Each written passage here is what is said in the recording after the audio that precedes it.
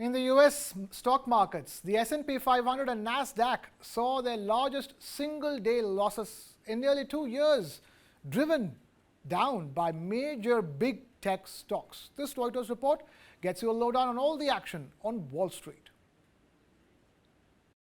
The S&P 500 and Nasdaq suffered their biggest single-day losses in nearly 2 years on Wednesday, dragged down by the same big tech names that had powered this year's rally.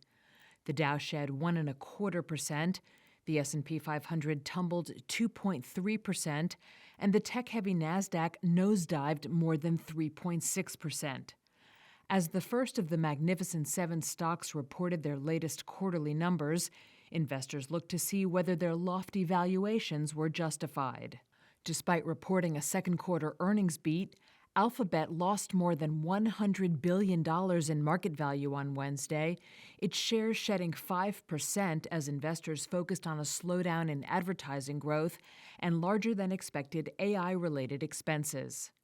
And Tesla reported its lowest profit margin in more than 5 years and missed second-quarter earnings estimates, sending its shares down more than 12%.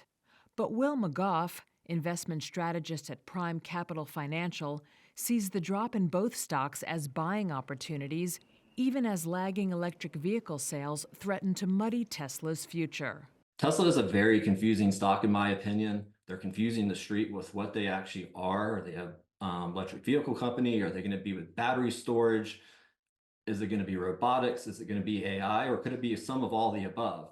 And I think that some of all the above is why Tesla is actually an interesting opportunity going forward as one of the Mag 7. The other megacaps, Apple, Microsoft, Amazon, and Meta platforms all closed lower, with AI darling NVIDIA shedding the most, down 6.8%.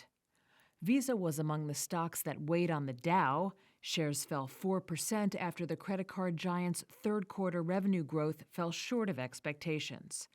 As stocks tumbled, the VIX Volatility Index, known as Wall Street's fear gauge, closed at its highest level since April 19th.